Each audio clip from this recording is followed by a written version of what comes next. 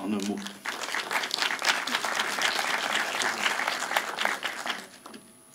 En un mot, on peut dire que le parc national, c'est deux choses, un établissement public et un territoire. L'établissement public a la fonction de gérer le territoire. L'éco-citoyenneté, c'est-à-dire le citoyen dans la vie, un peu partout, aux abîmes notamment, il a une responsabilité écologique à jouer.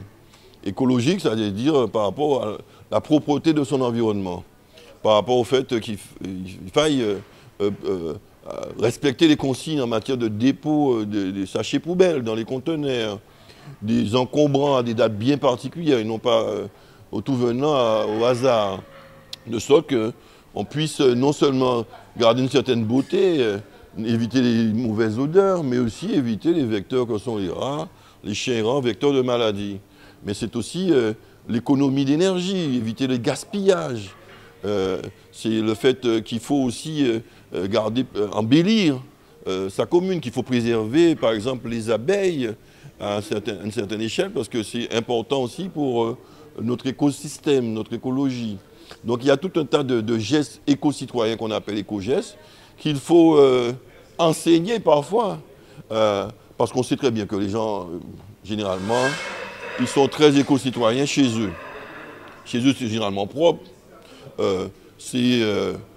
Autour de chez eux, ça peut aller, ils le préservent, mais quand ils vont au-delà, ils portent les pas ailleurs. Une bonne partie de nos populations, malheureusement, ils ont plus les mêmes réflexes. Ils estiment qu'en dehors, c'est pas eux. C'est l'affaire des autres, des pouvoirs publics, du maire ou du président, je ne sais trop quelle institution.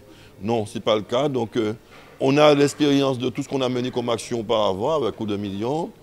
On a aussi le retour de nos partenaires, l'État, départements, régions, les institutions, le CIVAD, Cap Excellence, les entreprises qui sont concernées également, les associations.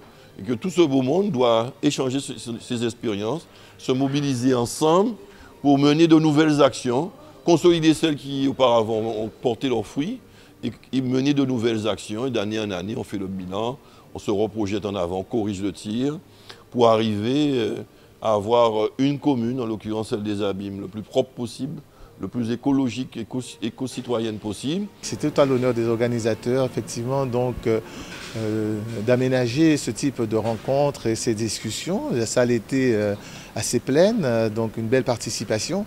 Surtout qu'on peut avoir l'impression parfois que nos actions, disons, arrivent un peu comme dans un océan, voilà, sans vraiment des retombées.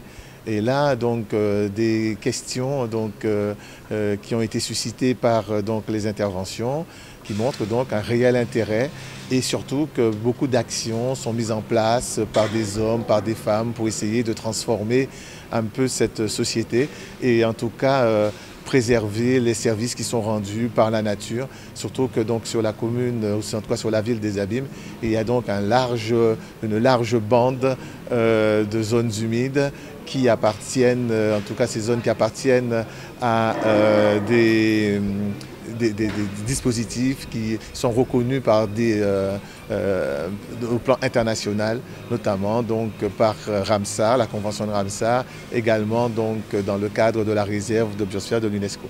Il faudrait arriver à convaincre et à impliquer davantage de gens, bien sûr.